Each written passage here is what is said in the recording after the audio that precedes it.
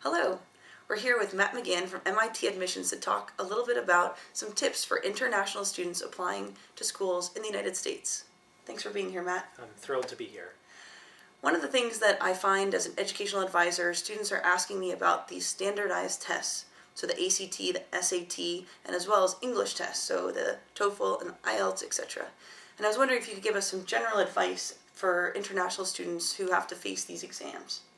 Yeah, I think the first thing to do is to look at the set of schools that you're most interested in applying to and look at what their requirements are. It would be very easy if all of the American universities had the same standardized testing requirements. However, we don't. So you'll want to look at each of the schools and see what they require. So they may or may not require the TOEFL of international students. Some schools will accept the IELTS, other schools might not, or other standardized English tests. At MIT, we require the SAT or the ACT or the TOEFL, and one of those tests will suffice, but at some places you may need to do the SAT and the TOEFL, or neither. In addition, at MIT and at some other highly selective universities, there's something called the SAT subject tests, which are just about one particular subject like math or biology or literature. And so for our university, that's required. So what you want to do is lay out all that entire set of requirements and figure out what you need to do so that you're not taking more tests than you need to do, but also that you're fulfilling the requirements of all of the universities that you want to do. I also think that it can be very helpful to look at the free resources on the web and in your Education USA advising centers about what these tests are and how they're structured. You may not be as familiar with this American style of standardized tests, but you'll be much more comfortable coming into the testing day if you've already played with some of the questions, if you've sat for a practice exam, or just gotten familiar with the style and the grading system of these particular tests so that you're putting your best foot forward when you take the exams. Thank you.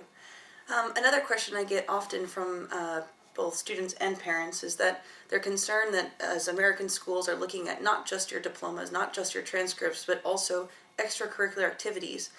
Some students feel like they don't have the same ability to be president of the Spanish club and captain of the ski team in the same way that an American high school student might have. Could you speak a little bit about those opportunities and how an international student could show that they have other interests outside of school?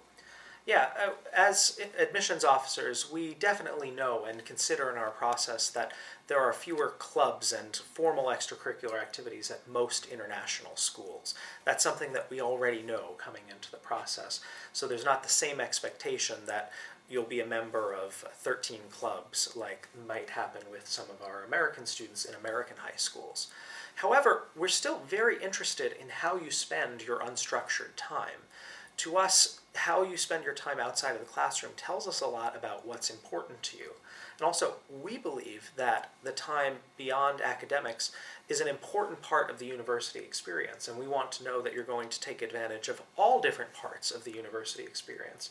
So while it may not be a formal club or something that has a formal recognition at your high school, think about when you're done with your school day, what are some of the things that you do? Do you like to read great books? Do you like to spend time with your younger siblings taking care of them? Do you like to play football, kick the ball around a little bit? Do you like to go on the internet and make interesting designs or websites?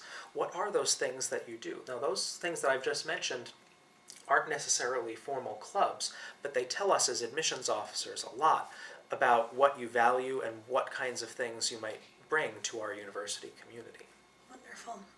And the last question I would ask you is I get a lot of questions from people about, we have the letters of recommendation, the essay, the transcripts, plus the main part of your application. Where does the interview fall into place? Is it required? If it is, how do you go about scheduling one? Could you talk to us about that component of the application process? Yeah, so as you're researching about the universities that you're applying to and their standardized tests, another thing you can find on their website is how they handle interviews. Some schools will have required or recommended interviews, others may not offer interviews at all. At some schools, the interviews might be on campus, which might be difficult for you, and that is understandable. At other schools, they may have alumni representatives in your country. So these are all things to look at. And if you're planning a trip to the States to do some visiting to schools, you may want to look at how they do their interviews and if you can interview while you're on campus. I think it's also important to know that for interviews for most American universities, you won't be quizzed. It's not going to be like an exam. There will be no tricky physics questions or asking you about politics or anything like that. For the most part, it will be more conversational. The interviewer will want to get to know more about you, about your background, about your interests. They might ask about why you're interested in studying in the States, what appeals to you about university study in the United States, and what appeals to you about that particular institution.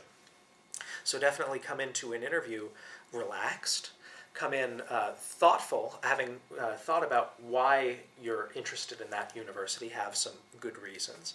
But be very forthcoming. There's no reason to be shy and reserved, even if you're naturally shy and reserved. You may want to practice a little bit with a friend or a trusted advisor, perhaps at Education USA Center, about sharing yourself and some of your thoughts and ideas as you prepare for an interview for an American university. Matt, thank you so much for taking the time to talk to us, and we wish you the best of luck with your American application.